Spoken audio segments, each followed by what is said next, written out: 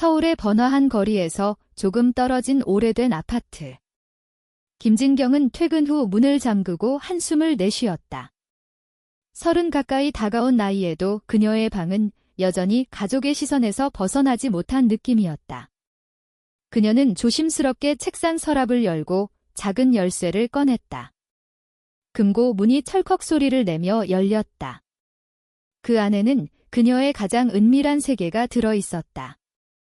레즈비언 여성들의 삶을 다룬 책 몇 권, 온라인에서 조심스럽게 다운로드한 에세이들, 그리고 그녀가 밤마다 적어내려간 일기장. 진경은 책들을 하나씩 넣으며 중얼거렸다. 이걸 여기 넣으면 안전할 거야? 엄마가 절대 모를 거야? 한국에서 이런 비밀을 가진다는 건 매일매일 숨을 죽이는 일이었다. 특히 그녀의 가족은 독실한 기독교 신자였다. 아버지는 몇 년 전 돌아가셨고 어머니는 교회에서 매일 기도 모임을 주도했다. 오빠 진우는 더 심했다. 보수적이고 가족의 명예를 최우선으로 여기는 사람. 진경은 대학 때부터 자신의 마음을 깨달았지만 한 번도 제대로 말한 적이 없었다. 그날 밤 어머니가 전화를 걸어왔다. 목소리가 평소보다 밝았다. 진경아, 주말에 엄마가 서울 올라갈까? 반찬 좀 싸들고. 진경은 순간적으로 불안했지만 거절할 수 없었다. 엄마는 언제나 이렇게 불쑥 찾아왔다. 그녀는 금고를 다시 잠그고 열쇠를 책상 깊숙이 숨겼다. 다음 날 아침, 진경은 이상한 기운에 눈을 떴다. 방 안 공기가 무거웠다. 침대 머리맡에 무언가 반짝였다. 은색 십자가였다. 그녀의 심장이 세게 내려앉았다. 금고 문이 살짝 열려 있었다. 책 한 권이 비스듬히 기울어져 있었다. 누군가 만진 흔적이었다. 진경은 떨리는 손으로 십자가를 집어들었다. 차가운 금속이 손바닥을 파고들었다. 엄마였다. 엄마가 그녀의 방에 들어와 금고를 열고 모든 것을 본 것이다. 그리고 이 십자가를 남겼다. 회개하라는 무언의 명령. 그녀는 침대에 주저앉았다. 눈물이 주르륵 흘렀다. 어떻게 이런 일이, 그녀는 30살이 다 되어가는데 아직도 엄마의 열쇠로 방이 열리는 삶을 살고 있었다. 진경은 전화기를 들었다. 손가락이 떨렸다. 하지만 당장 전화할 용기가 나지 않았다. 대신 그녀는 창밖을 바라보았다. 서울의 아침 하늘이 잿빛으로 보였다. 이 비밀이 드러난 순간부터 모든 것이 바뀔 것이라는 예감이 스쳤다. 그녀는 일기장을 펼쳤다. 마지막 페이지에 적힌 글귀가 눈에 들어왔다. 나는 그냥 사랑하고 싶을 뿐인데 왜 이게 죄가 되는 걸까?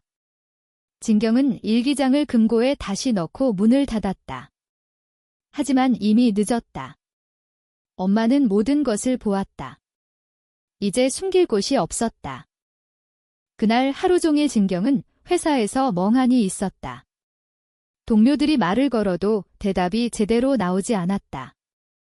머릿속에는 십자가만 떠올랐다.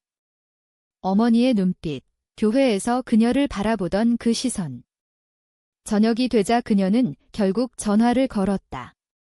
엄마, 오늘 아침에 집에 오셨어요.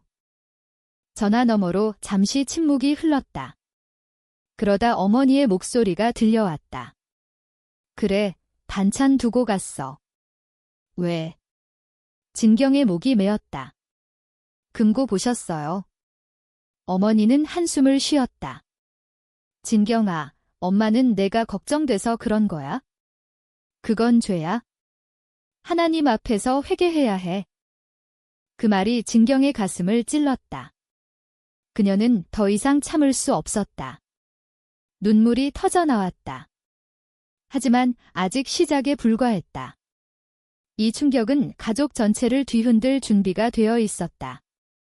진경은 전화를 끊고 한참 동안 움직이지 못했다. 어머니의 목소리가 귓가에 맴돌았다. 그건 죄야? 회개해야 해. 그녀는 십자가를 책상 위에 내려놓았다. 빛이 반사되어 눈을 부셨다. 한국 사회에서 레즈비언이라는 사실을 인정한다는 건 가족을 배신하는 일이나 다름없었다. 특히 그녀의 집안처럼 신앙이 삶의 중심인 가정에서는 더했다. 그녀는 수연에게 문자를 보냈다. 수연은 그녀의 연인이었다. 2년째 비밀리에 만나고 있었다. 오늘 좀 만나자. 급해. 수연은 바로 답장을 보냈다. 무슨 일 있어? 진경은 대답 대신 위치만 찍었다. 홍대 근처 작은 카페. 그곳은 둘만의 안전한 공간이었다. 카페에 도착한 수연은 진경의 창백한 얼굴을 보고 놀랐다. 무슨 일이야? 진경은 떨리는 목소리로 모든 것을 털어놓았다. 금고, 책들, 십자가. 수연은 한숨을 쉬었다. 엄마가 정말... 진경은 고개를 끄덕였다. 이제 어떻게 해? 수연은 그녀의 손을 잡았다. 먼저 진정해. 하지만 진경은 진정될 수 없었다. 어머니는 이미 알고 있었다. 그리고 오빠 진우에게 말할 가능성이 컸다. 집으로 돌아온 진경은 밤새 잠을 이루지 못했다. 과거가 스쳤다. 대학 시절 처음으로 여자를 좋아하게 된 순간. 그때는 그냥 친구라고 생각했다. 하지만 시간이 지나면서 마음이 커졌다. 졸업 후 서울로 올라와 독립했지만 가족의 기대는 여전했다. 결혼하라는 압박, 교회에 나오라는 전화. 그녀는 매번 피했다. 이제 그 모든 것이 무너지는 순간이었다. 다음 날 어머니가 다시 전화했다. 진경아, 주말에 내려와. 오빠도 올 거야. 가족 회의처럼 들렸다. 진경은 거절하려 했지만 어머니의 목소리가 단호했다. 내가 잘못된 길로 가는 걸 그냥 볼 수 없어. 하나님의 뜻을 따라야지. 진경은 화가 치밀었다. 엄마, 제 3이에요. 왜 이렇게까지 하세요? 어머니는 울먹였다. 내가 지옥에 갈까봐 무서워서 그래? 그 말에 진경은 말문이 막혔다. 가족의 사랑이 이렇게 아프게 느껴질 줄은 몰랐다. 그녀는 전화를 끊고 창밖을 보았다. 서울의 빌딩들이 차갑게 서 있었다. 그날 저녁 진우 오빠에게서 문자가 왔다. 주말에 내려와라. 엄마가 많이 걱정하신다. 진경은 답장을 하지 않았다. 대신 수연과 긴 통화를 했다. 수연은 조용히 말했다. 내가 결정해야 해. 숨길지, 맞설지. 진경은 그 말을 곱씹었다. 맞선다는 건 가족을 잃을 수도 있다는 뜻이었다. 하지만 숨긴다는 건 자신을 잃는 일이었다. 그녀는 침대에 누워 십자가를 바라보았다. 어머니가 남긴 그 물건은 단순한 장식이 아니었다. 그것은 그녀의 정체성을 부정하는 선언이었다. 주말이 다가오면서 불안은 커졌다. 진경은 회사에서 휴가를 냈다. 그리고 버스 터미널로 향했다. 고향으로 가는 길, 그 길이 그녀에게 어떤 결과를 가져올지 알 수 없었다. 하지만 더 이상 피할 수 없었다. 고향집에 도착한 진경은 문을 열자마자 무거운 공기를 느꼈다. 어머니는 부엌에서 반찬을 준비하고 있었다. 평소처럼 따뜻한 미소를 지었지만 눈빛이 달랐다. 진우 오빠는 거실 소파에 앉아 성경을 보고 있었다. 그는 진경을 보자 고개를 들었다. 왔냐? 앉아. 식사 시간은 침묵으로 가득했다. 어머니가 먼저 입을 열었다. 진경아, 엄마가 내 방에서 본 것들 그게 뭐니? 진경은 포크를 내려놓았다. 엄마가 왜 제 방을 뒤지셨어요? 어머니의 눈에 눈물이 고였다. 내가 걱정돼서 그래? 그 책들, 그건 사탄의 유혹이야. 진우가 끼어들었다. 진경, 내가 그런 생각을 하고 있었다니 실망이다. 우리 집안에서 그런 일이 일어나다니? 진경은 가슴이 터질 것 같았다. 오빠, 그게 제 선택이에요. 사랑하는 사람이 여자라고 해서 죄가 되는 건 아니에요. 진우는 코웃음을 쳤다. 선택. 그건 변명이야. 성경에 명확히 나와 있어. 남자와 여자가 함께 해야지. 내가 잘못된 길로 가는 거야? 어머니는 울면서 기도하기 시작했다. 하나님, 제 딸을 용서해 주세요. 그녀를 바른 길로 인도해 주세요. 그 순간 진경은 모든 것이 무너지는 기분이었다. 가족의 사랑이 이렇게 조건적일 줄은 몰랐다. 그녀는 자리에서 일어났다. 저는 그냥 행복하고 싶어요. 왜 그게 안 되나요? 진우는 목소리를 높였다. 행복. 내가 그렇게 살면 가족이 어떻게 되겠냐? 회사에서 알면, 동네에서 소문나면? 생각 좀 해라. 진경은 방으로 들어가 문을 잠갔다. 어린 시절 그녀의 방이었다. 벽에는 아직도 옛날 사진들이 붙어 있었다. 가족 여행 사진, 교회 수련회 사진. 그 모든 것이 이제 그녀를 비난하는 듯했다. 그녀는 수연에게 전화를 걸었다. 수연의 목소리가 떨렸다. 괜찮아. 진경은 울음을 참으며 말했다. 아니, 전혀. 오빠까지 나서서. 그날 밤 진경은 잠을 이루지 못했다. 어머니가 문 앞에서 기도하는 소리가 들렸다. 진우는 거실에서 TV를 크게 틀어놓고 있었다. 다음 날 아침, 가족 회의가 다시 열렸다. 어머니는 성경을 펼쳐놓고 말했다. 진경아, 함께 기도하자. 내 마음을 바꿀 수 있어? 진경은 고개를 저었다. 저는 바꾸고 싶지 않아요. 이게 저예요. 진우는 화를 냈다. 내가 그렇게 고집 피우면 집에서 나가. 하지만 진경은 이미 마음을 굳혔다. 나갈게요. 하지만 제 삶은 포기하지 않을 거예요. 그 말과 함께 그녀는 가방을 챙겼다. 어머니는 울부짖었다.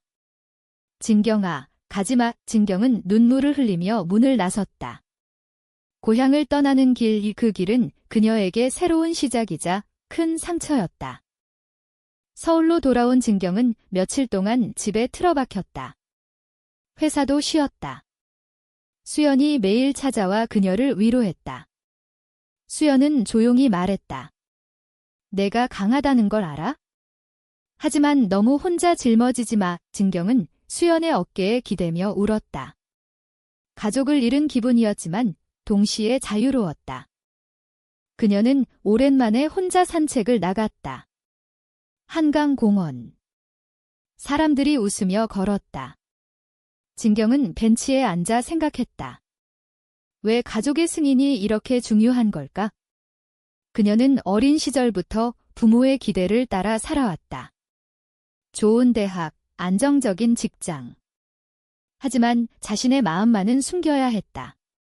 이제 그 숨김의 대가는 너무 컸다. 진우에게서 전화가 왔다.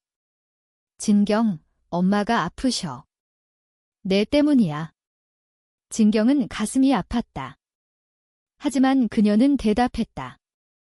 오빠, 엄마를 돌봐줘. 하지만 제 삶을 탓하지 마. 진우는 소리쳤다. 내가 가족을 배신한 거야? 진경은 전화를 끊었다. 배신. 그 단어가 그녀를 아프게 했다. 수연과 함께 상담소를 찾았다. LGBT 지원 단체. 그곳에서 비슷한 이야기를 들은 사람들이 많았다. 한 여성이 말했다. 가족이 받아들이는데 몇 년이 걸렸어. 진경은 희망을 보았다. 하지만 그녀의 가족은 쉽지 않을 터였다. 어느 날 어머니가 서울로 올라왔다. 진경의 집 앞에서 기다리고 있었다. 진경아, 엄마가 잘못했어. 하지만 기도하면서 깨달았어. 내가 돌아오면 용서할게. 진경은 문을 열지 않았다. 엄마, 용서가 아니라 이해가 필요해요. 어머니는 울며 돌아갔다. 그 모습을 보며 진경은 마음이 흔들렸다. 하지만 그녀는 물러서지 않았다. 진경은 일기를 다시 쓰기 시작했다. 이번에는 숨기지 않고. 그녀는 자신의 선택이 옳다는 것을 믿기 시작했다. 상처는 깊었지만 그 상처가 그녀를 더 강하게 만들었다. 수연과의 관계도 더 깊어졌다. 둘은 미래를 이야기했다. 함께 살 집, 여행 계획. 작은 행복들이 쌓였다. 하지만 가족의 그림자는 여전했다. 진우가 다시 연락했다. 엄마가 입원하셨어. 내가 와야 해. 진경은 고민했다. 이게 또 다른 함정일까? 그녀는 결국 병원으로 갔다. 어머니는 침대에 누워 그녀를 보자 손을 내밀었다. 진경은 그 손을 잡았다. 하지만 조건 없이. 병원에서 어머니는 약해진 목소리로 말했다. 진경아, 엄마는 내가 행복했으면 좋겠어. 하지만 그 길이 정말 옳은지 모르겠어. 진경은 조용히 대답했다. 엄마, 저도 행복하고 싶어요. 그리고 이게 제 행복이에요. 진우는 옆에서 팔짱을 끼고 서 있었다. 그는 여전히 불편한 기색이었다. 하지만 더 이상 크게 소리치지는 않았다. 퇴원 후 가족은 다시 모였다.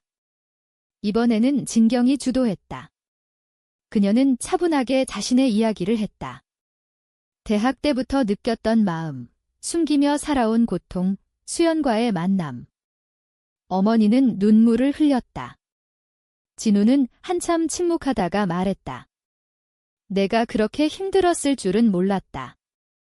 하지만 사회가 받아들이기 힘들어. 진경은 미소 지었다. 사회가 변하고 있어요. 저도 변할게요. 하지만 제 본 모습은 숨기지 않을게요. 그 대화는 완전한 화해는 아니었다. 하지만 작은 문이 열렸다.